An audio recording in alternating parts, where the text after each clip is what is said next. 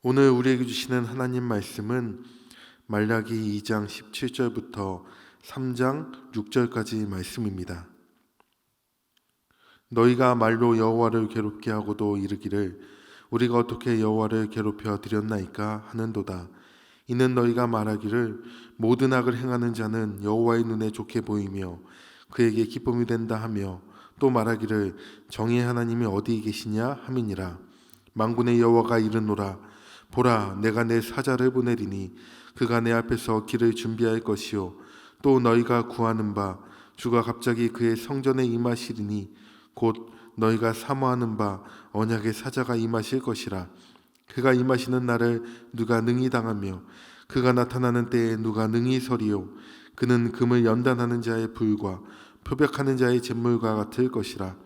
그가 은을 연단하여 깨끗하게 하는 자 같이 앉아서 레위 자손을 깨끗하게 하되 금, 은같이 그들을 연단하리니 그들이 공의로운 제물을 나 여호와께 바칠 것이라. 그때 유다와 예루살렘의 봉헌물이 옛날과 고대와 같이 나 여호와께 기쁨이 되려니와 내가 심판하러 너희에게 임할 것이라. 점치는 자에게와 가늠하는 자에게와 거짓 맹세하는 자에게와 품꾼의 삭세 대하여 억울하게 하며 과부와 고아를 압제하며 나그네를 억울하게 하며 나를 경외하지 아니하는 자들에게 속히 증언하리라. 만군의 여호와가 말하였느니라. 나 여호와는 변하지 아니하나니 그러므로 야곱의 자손들아 너희가 소멸되지 아니하느니라. 아멘. 오늘 하나님 앞에 나오신 우리 성도님들 가운데 하나님 주시는 은혜와 평강이 함께 하시기를 바랍니다. 20년 전쯤에 짐 캐리라는 영화배우가 주연한 브루스 올마이티라는 영화가 있었습니다. 한 방송국의 리포터였던 그가 자신의 처지와 신세를 한탄하며 신에게 불평불만을 쏟아놓습니다. 온갖 불평을 쏟아놓자 신이 그를 만나 브루스에게 그 하나님의 역할을 할 수 있게 해줍니다. 그가 처음에는 자신이 신이 되어 마음껏 그 능력을 활용하였지만 그 이후에 불어오는 그 후폭풍을 감당할 수가 없었습니다. 우리는 종종 하나님을 향하여 불평불만을 합니다. 하나님이 살아계시다면, 하나님이 정의로우시다면 어찌 이렇게 할 수 있으십니까? 아니, 하나님 어떻게 악인을 저렇게 잘 살게 놔두고 의인인 나는 이렇게 억울하게 하십니까? 라는 수많은 불평불만을 하나님 앞에 쏟아놓습니다. 그것에 대해 말라기는 오늘 해답을 제시하고 있습니다. 오늘 17절에 보면 악인들은 형통한데 왜 경건한 우리는 이렇게 힘들게 살아가느냐, 하나님은 과연 정의로우시냐 등의 불평을 입에 달고 있습니다. 근데 말라기 기자는 이 불평에 대해 이것은 하나님을 괴롭게 하는 것이다 라고 말합니다. 사실 이는 하나님을 비난하는 행위로서 의인을 보호하시고 악인을 벌하시는 그 하나님의 섭리가 내가 볼 때에는 제대로 실행되지 않는다라고 판단하는 것이죠.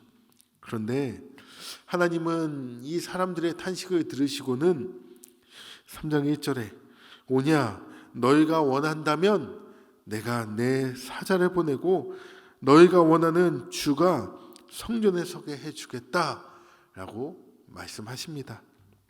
즉 그들이 원하는, 인간들이 원하는, 유대인들이 원하는 정의의 시대를 열어주겠다라는 말씀인데요, 이는 앞으로 세례 요한과 우리 예수 그리스도께서 오시는 예언이 되기도 합니다. 그런데 2절에 보니 너희가 원하는 대로 정의를 바로 세우면 과연 누가 그 앞에 설 수 있는가라는 문제가 생기게 되는 겁니다. 정의는 어디에 있느냐라며 불평했던 자들이 과연 당당히 나는 의인이다 라고 말할 수 있는가라는 이 문제가 있다는 것이지요. 하나님은 금이나 은과 같이 연단하여 깨끗하게 하시겠다고 하셨는데요, 이 연단이 무엇입니까? 뜨거운 불에 망치로 내리치는 고통스러운 과정인 것입니다. 하나님의 정의가 바르게 세워지면 하나님께 불평했던 자들이 바로 이러한 심판대 위에 서게 될 것입니다. 하나님이 그들에게 너희는 의롭다고 생각되느냐?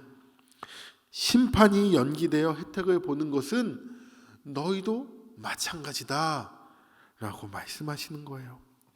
하나님 앞에서 정의를 부르짖고 왜 당장 악인에게 심판을 내리지 않으십니까?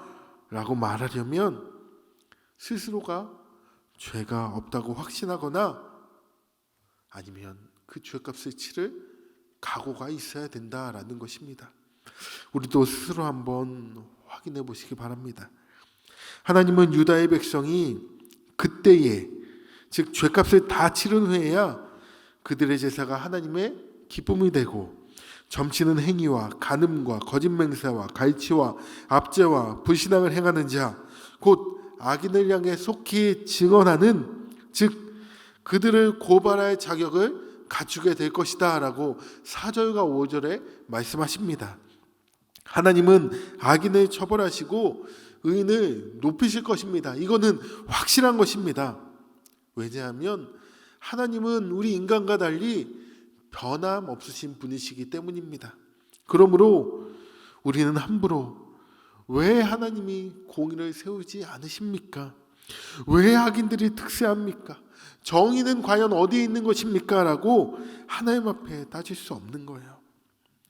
나 스스로가 그 정의의 칼날 앞에 설 수 있음을 깨닫지 못하는 교만인 것입니다. 어리석음을 드러내는 것뿐입니다.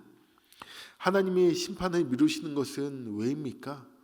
그것은 하나님께서 이 세상을 사랑하사 구원을 위하여 한 영혼이라도 더 살리기 위하여 오래 참으시기 때문입니다. 아직 회개하지 않는 자들에게 돌이킬 수 있는 기회를 주시는 것입니다. 우리를 포함해서 말입니다. 하나님은 결국 악인을 심판하실 것입니다.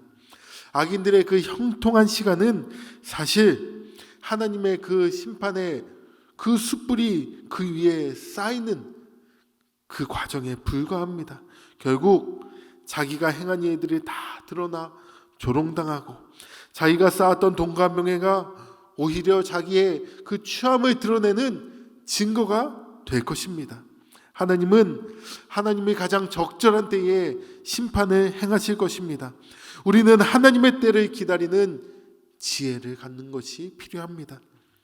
내 생각대로, 내 판단대로 실현되지 않는다고 해서 불평하는 어리석음을 버려야 할 것입니다. 유대인들은 자신들은 하나님의 백성이므로 의롭고 이방인들은 그렇지 않으므로 악인이다 라고 하나님 앞에서 왜 이렇게 이방인들을 오래 살려두시냐고 불평했지만 결국 예수님이 이 땅에 오시고 유대인들이 바로 그 예수님을 십자가에 못 박는 악인이 되고 말았습니다. 인간은 다른 사람에게는 엄격하지만 자기 자신에게는 한없이 관대한 존재입니다. 주님이 말씀하신 이 말씀을 기억하십시오. 형제의 눈 속에 있는 티에 집중하지 말고 먼저 자기 눈에 들보를 보아라. 이 새벽 우리 눈에 있는 들보를 바라보시며 주님 앞에 철저히 회개하여 금과 은과 같이 연단되어지는 우리 성도님들 되시기를 주의 이름으로 축원합니다. 기도하겠습니다. 이 시간 기도하실 때에 내 안에 있는 모든 죄악들을 십자가 밑에 내려놓고 하나님을 향하여 불평불만했던 나의 어리석음을, 나의 무지함을 회개하며 하나님께서 이 세상을 사랑하셔서 한 영혼이라도 더 구원하시기 위해 오래 참으심을 이 시간 깨달으며 나 또한 그 하나님의 구원 사역에 동참하는 자가 되겠노라고 주여 한번 부르짖고 기도하겠습니다. 주여, 하나님 아버지, 이 아침 주님 앞에 간절히 기도하며 나아갈 때 하나님을 향하여 불평불만했던 나의 어리석음과 나의 무지와 나의 교만을 용서하여 주시옵소서. 하나님께서는 이 세상을 사랑하셔서 나를 사랑하셔서 한 영혼이라도 더 구원하시기 위해 오래 참으시며 지금도 이 땅 가운데 정의를 행하고 계십니다. 하나님의 적절하신 때에 심판을 행하실 것이고 의인을 높이실 것입니다. 그와 같은 하나님의 신실하심을 믿고 변함없으신 주님을 믿고 의지하며 기도하며 나 스스로를 돌아보아 내 눈에 들보를 온전히 주 앞에 회개하며 깨끗게 하는 금과 은과 같이 연단되어지는 우리 시촌의 모든 성도들이 되어지게 하여 주옵소서. 하나님께서 이 땅을 사랑하셔서 한 영혼을 더 구원하기 위해 우리에게 주의 사명 맡기셨는데 오늘 앞으로 우리 인생 가운데 한 영혼이라도 더 구원하기 위한 나의 모습과 실천이 있게 하여 주시고 오늘도 한 영혼을 구원하기 위하여서 하나님 앞에 기도하며 전도하며 그 사명들을 감당하는 우리 시촌의 모든 성도들이 될 수 있도록 오늘 나를 사용하여 주시옵소서. 이제는 우리 주 예수 그리스도의 은혜와 하나님의 사랑하심과 성령님의 교통하심이 하나님을 의지하며 하나님의 신실하심과 변함없으심을 믿고 끝까지 주의 정의 아래 묵묵히 맡겨진 사명 감당하기로 결단한 신촌의 모든 성도들 머리 위에 이제로부터 영원토록 함께 하시기를 간절히 축원하옵나이다. 아멘.